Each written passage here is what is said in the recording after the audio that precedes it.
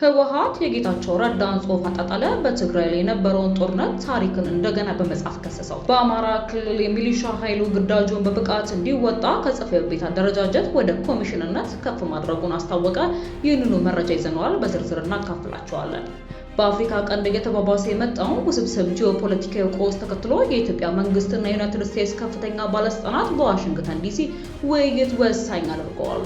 ይህንንም መረጃ እናካፍላቸዋለን። የቮይስ ኦፍ ኢትዮጵያን ቤተሰቦች ሰብስክራይብ ማድረጋችሁን እያስታወስናችሁ በዝርዝር ወደምንመለከታቸው ጉዳዮች እናልፋለን።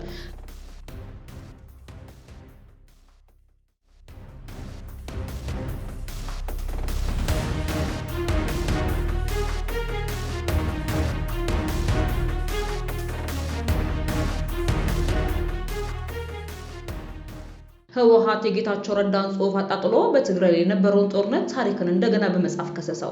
ህዝባዊ ወያኔ ሓርነት ትግራይ ህወሓት የቀድሞ የትግራይ ጊዜያዊ አስተዳደር ፕሬዝዳንት ጌታቸው ረዳ በዛ አፍሪካ ሪፖርት ባሳተሙ ጽሑፍ ላይ ያቀረቧቸውን የቅርብ ጊዜ ይግባኛል ባዮችን ውድቅ የሚያደርግ ረጅም መግለጫ ወጥቷል። እሳቸውን በትግራይ ላይ ስለነበረው ጦርነት መነሻና መዘዝ የታሪክ ክለሳ ትረካ በማራመድ ከሷቸዋል።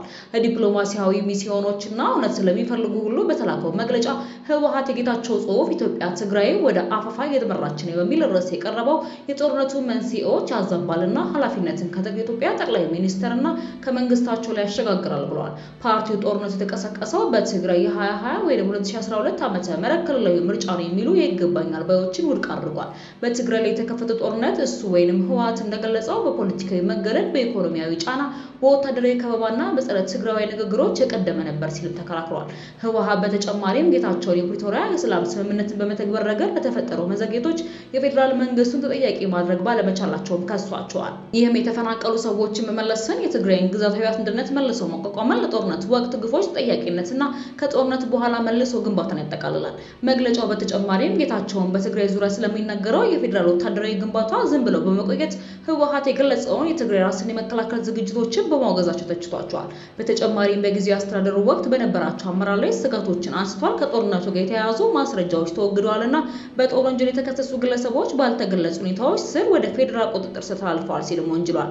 ህወሓት በትግራይ ውስጥ እየጨመረ የመጣው ብስጭት የሚመነጨው ከሰላም ስምምነቱን፣ ፍትህን፣ ደህንነትና የተፈናቀሉ ማህበረሰቦችን መመለስን ማምጣትን ባለመቻሉ ነው ብሏል። በሌላ መረጃችን በአፍሪካ ቀንድ እየተባባሰ የመጣው ውስብስብ ጂኦፖለቲካዊ ቀውስ ተከትሎ የኢትዮጵያ መንግስትና የዩናይትድ ስቴትስ ከፍተኛ ባለስልጣናት በዋሽንግተን ዲሲ ወሳኝ ውይይት ያካሂዳሉ።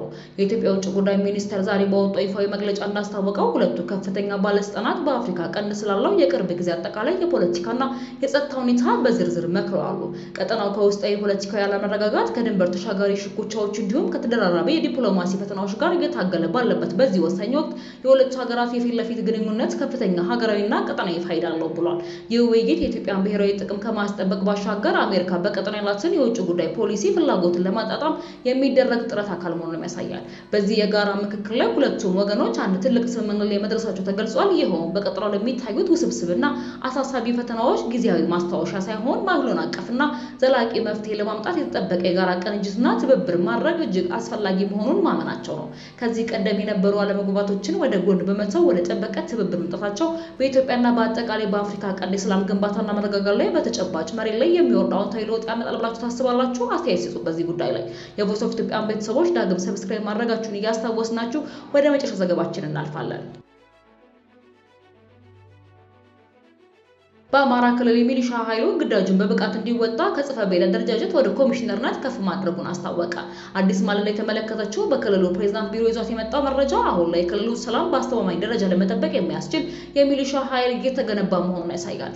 አሁን ላይ በክልሉ በተለያዩ አካባቢዎች እየታዩ ያሉ የሰላም እጦቶች ሕይወትን ከማጣትና የትራንስፖርት መስተጓጎል እስከ ኑሮ ውድነት ድረስ ጫና እየደረሰ መሆኑ ከዚህ ቀደም ተደጋግሞ ተዘግቧል። ተቋሙ በአዋጅ ተቋቁሞ ስራ የጀመረበትን የምስረታ በዓሉን ከተቃዋሚ ሪፎርም ጋር በተመሳሰር በተለያዩ ዝግጅቶች በማክበር ላይ ያለ ሲሆን የተለያዩ ወረዳዎች የኮሚኒኬሽን ቢሮ መረጃዎች ደግሞ አዳዲስ ሚሊሻዎች ጭምር እየተመረቁ መሆኑን ያሳያሉ። የአማራ ክልል ሚሊሻ ኮሚሽነር አስቻል አላምሬ ለክልሉ መገናኛ ብዙሃን እንደተናገሩ ከሆነ ተቋሙ ወደ ኮሚሽን ከፍ ማለቱ ራሱን ችሎ ግዳጅ ለመፈጸምና ጠንካራ የሚሊሻ ኃይል ግንባታ ወሳኝ እርምጃ መሆኑን ያሳያል። ኮሚሽኑ አክሎም የሚሊሻ ኃይሉ በአቅም እንዲገነባ፣ በስልጠና እንዲዳብር፣ በሰው ኃይልና በገባይ ተሞላ እንዲሆን ያስችለዋል ብሏል። በክልሉ እየተካሄደ ያለው መንግስት የህግ ማስከበር ሲል የሚጠራው ዘመቻ አሁን ላይ በጥምር መከላከያ ከክልሉ አድማ ብተና ፖሊስ እንዲሁም ከሚሊሻ ጋር በጋራ በመሆን መንግስታዊና ወታደራዊ መረጃዎች ይመለከታሉ። ኮሚሽኑ አዲሱን መዋቅር በተመለከተ ለሚሊሻ ኃይሉ ክብር የሚሰጥ ሞራል የሚገነባ ለበለጠ ግዳጅ የሚያነሳሳ ተስፋ የሚሰጥ ተቋማዊ ሪፎርም በማድረግም ገልጾታል። ክልሉ ይህንን ሪፎርም መሰረት በማድረግ የክልሉን ሰላም በአስተማማኝ ደረጃ በራስ አቅም ለመጠበቅ ያስችላል ያሉት ኃላፊው ይህንን የሚያደርግ የሚሊሻ ኃይል እየተገነባ መሆኑንም አስታውቀዋል። ለዚህም ስራው በአግባቡ ማደራጀትና እውቅና መስጠት ለዘላቂ ሰላም ግንባታ ወሳኝ ነው ሲሆን በቀጣይ ክልሉ የሚሊሻ ኃይል ባለፉት የቀውስ ጊዜ ላበረከተው አስተዋጽኦ ለከፈለው መስዋዕትነት በክልል ደረጃ ይከበራል ሲል አስታውቀዋል። ክልሉ ከሰሜኑ ጦርነት በኋላ በ2015 አጋማሽ ልዩ ኃይሉ ይፍረስ መባሉን ተከትሎ በሌሎች ጉዳዮች የተቀሰቀሰው ግጭት ምክንያት የብዙዎች ሕይወት መቀጠፉ የንብረት ውድመት ማጋጠሙ የሀገር ውስጥና ዓለም አቀፍ የሰብአዊ መብቶች ተሟጋች ድርጅቶች ባወጣቸው ሪፖርት አመላክተዋል። ክልሉ ይህንን ሪፎርም መሰረት በማድረግ የክልሉን ሰማይ በአስተማማኝ ደረጃ በራስ አቅም ለመጠበቅ ያስችላል ያሉት ኃላፊው ይህንንም የሚያደርግ የሚሊሻ ኃይል እየተገነባ መሆኑንም አስታውቀዋል። አክለውም ሚሊሻው ከሌሎች የጸጥታ ኃይሎች አደረጃጀት የሚለየው በየትኛውም አካባቢ ከህዝቡ ጋር አብሮ የሚኖር በመሆኑ ነው ተብሎለታል። ኮሚሽኑ አዲሱ መዋቅር በተመለከተ ለሚሊሻ ኃይሉ ክብር የሚሰጥ ሞራል የሚገነባ ለበለጠ ግዳጅ የሚያነሳሳ ተስፋ የሚሰጥ ተቋማዊ ሪፎርም በማለትም ገልጾታል። የቮይስ ኦፍ ኢትዮጵያ ቤተሰቦች ሰብስክራይብ ማድረጋችሁን እያስታወስናችሁ በሌሎች አዳዲስና ወቅታዊ መረጃዎች ዳግም እስክንገናኝ ድረስ በደህና ቆዩ።